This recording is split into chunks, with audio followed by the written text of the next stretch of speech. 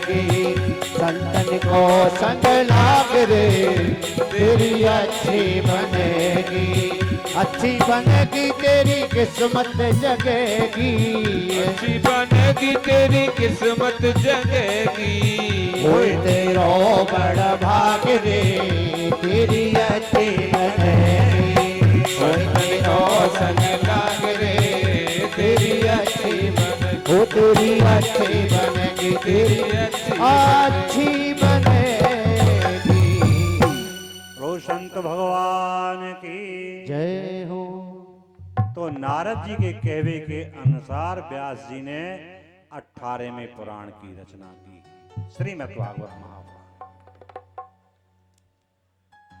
अब विचार करते हैं व्यास जी के भाई मेरी वृद्धावस्था है, मैं लेखनी लिख कैसे पाऊंगा। गणेश भगवान आए, बोले आपकी लेखनी हम लिखेंगे, लेकिन शर्त है हमारी कि जब मेरी कलम चलने लग जाएगी तो बीच में बंद नहीं होगी, आप बोलते रहना बोलते रहना। अब गणेश जी ने जब ऐसा कहा, व्यास जी बोले भाई ग्रंथ की बात है, हर बात बड़े सोच विचार के साथ में लिखना होता है? और ये कह रहे हैं कि बोलते रहना। व्यास जी बोले ठीक है महाराज, एक शर्त हमारी भी है। क्या? कि जो भी हमें श्लोक बोलेंगे वह विचार आप करोगे तब लिखोगे, ठीक है? तो व्यास जी बीच बीच में ऐसे श्लोक बोल देते हैं कि गणेश जी को उसमें विचार करते बहुत समय लग जाता है। व्यास जी ने श्लोक बोल दिया, चैत्र के तुरितो ख्याते यस्यासीत काम धुंगमहि तस्य भार्या सहस्राणाम सहस्राणी दशा भव। बोल दिया जी श्लोक। क्या? कि राजा चित्रकेतु के 1 करोड़ रानी। गणेश जी विचार करने लगे, बाप रे बाप, 1 राजा के 1 करोड़ रानी। आगे कोई आप बिल्कुल कपोल कथा समझेंगे हैं? पर व्यास जी ने बोला है तो जरूर इसमें कोई बात है। इस पे विचार करते करते समय लग गया जी, और व्यास जी इतनी देर में और श्लोक तैयार करें। गणेश जी ने फिर निर्णय किया कि चित्रकेतु कौन है? हमारा चित्त ही चित्रकेतु है, और चित्त से निकली हुई वृत्तियां हैं, ये सब रानी के रूप में मानी गई। इस तरह से भागवत का निर्माण किया गया। आज व्यास जी के पुत्रेष्णा उठी कि आज मेरे कोई निवृत्ति मार्ग का पुत्र होता तो इस ग्रंथ का प्रचार प्रसार करता। निवृत्ति मार्ग के आचार्य कौन है? भगवान शंकर। भगवान शंकर ही इनके यहाँ पर पुत्र के रूप में आए, जो कि सुखदेव जी कहलाए। तो इस तरह से महाराज अब यहां पर प्रश्न किया शौनक जी महाराज ने सूत जी से, और क्या प्रश्न किया? गुरु जी, सुखदेव जी क्यों तो हस्तिनापुर गए, परीक्षित ने कैसे पहचान लिया? गुरु जी, परीक्षित कौन को बेटा? परीक्षित अभिमन्यु को पुत्र, अभिमन्यु अर्जुन को पुत्र, जिन्होंने महाभारत किया। गुरुदेव, महाभारत की कथा तो बड़ी अच्छी बता, मैं आप कृपा करके हमें महाभारत की कथा सुना है। देखो भाई, जितनी बड़ी भागवत है महाभारत उससे कम नहीं है। 18 पर्व महाभारत में अगर एक एक पर्व की कथा हम रोजाना कहें तो 18 दिन के बीच में चाहिए। तो बताओ ये कैसा भागवत सत्ता है? इसलिए हम ज्यादा विस्तार में कुछ भी महाभारत की कथा में वर्णन नहीं कर सकेंगे। क्यों? क्योंकि समय इतना है नहीं। अब महाभारत कहते किसे? महाभारत का अर्थ क्या है? महाभारत, महा माने अधिक श्रेष्ठ, और भारत, भा माने भक्ति ज्ञान, रत माने रचना या रमण करना। ज्ञान भक्ति में जीव जब रमण करने लग जाता है तो इसमें कौरव विघन डालते हैं। क्यों कि धर्म क्षेत्र कुरुक्षेत्र, धर्म क्षेत्र और कुरुक्षेत्र क्या है? हमारा अपनों के शरीर ही धर्म क्षेत्र और कुरुक्षेत्र है। सबके मन में, सबके घर में आज भी बराबर महाभारत का युद्ध चल रहा है। ऐसा कोई घर नहीं जिसके यहाँ महाभारत न होता हो, ऐसा कोई जन नहीं जिसके मन में महाभारत न होता हो। सबके यहाँ तो हो रहा है, सबके यहाँ हो रहा है। क्यों? धर्म क्षेत्र और कुरुक्षेत्र। भगवान कृष्ण ने गीता की शुरुआत की धर्म शब्द से, है जी?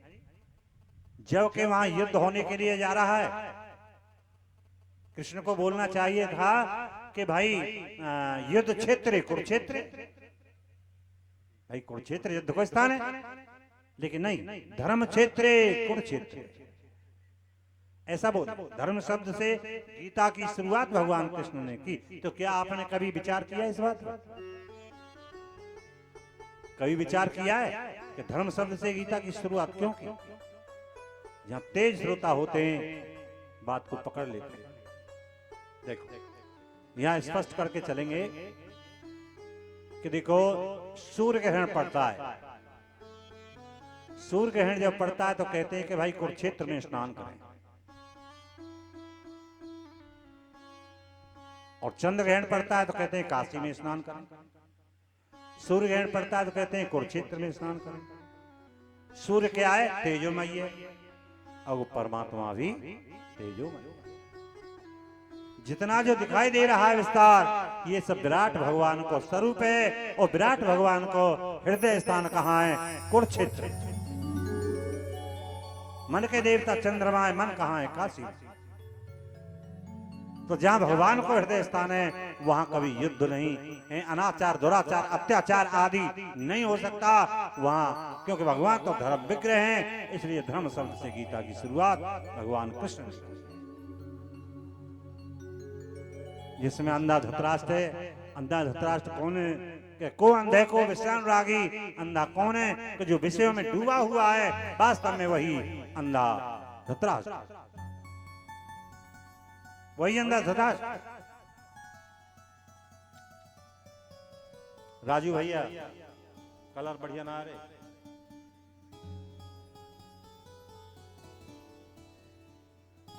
तो इस तरह से महाराज क्या किया?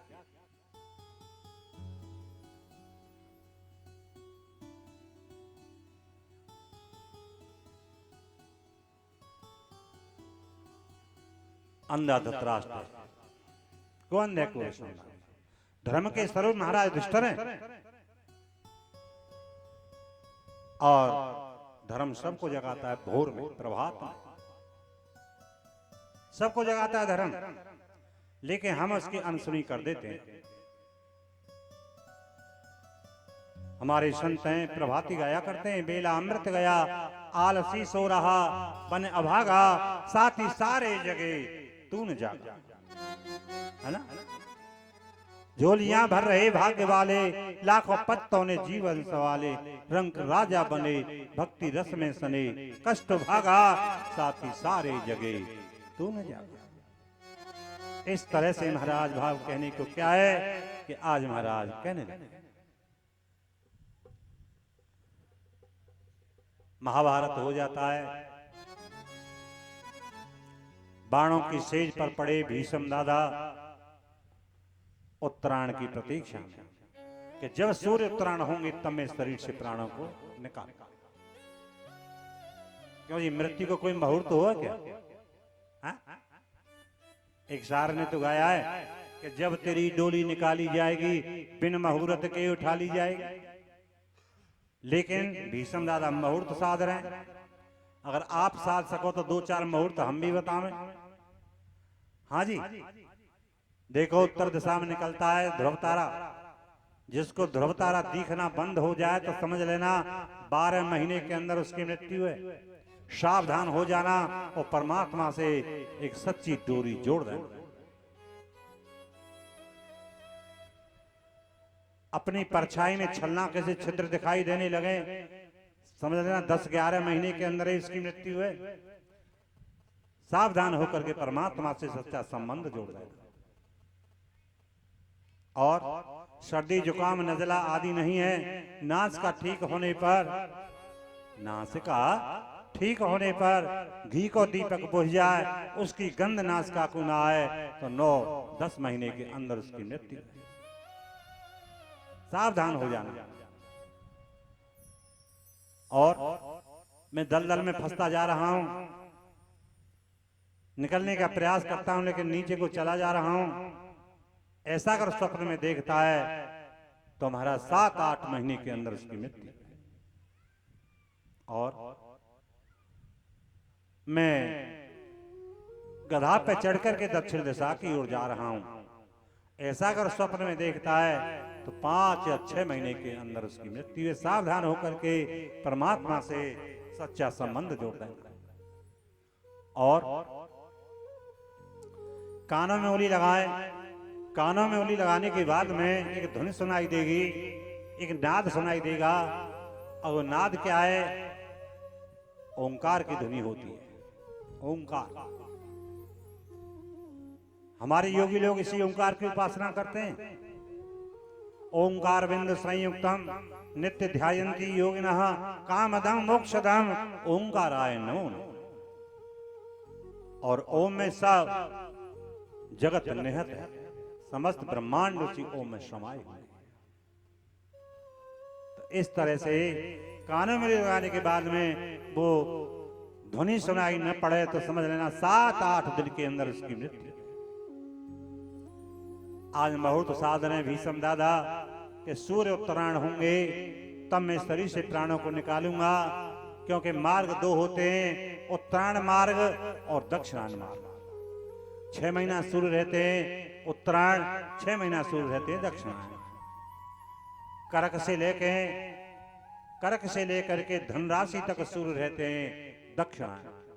और दक्षिणायन सूर्य में जो भक्त शरीर से प्राणों को निकालते हैं तो चंद्रलोक तक, पितृलोक तक पहुंचते हैं, फिर लौट के उन्हें यहीं पे आना पड़ता।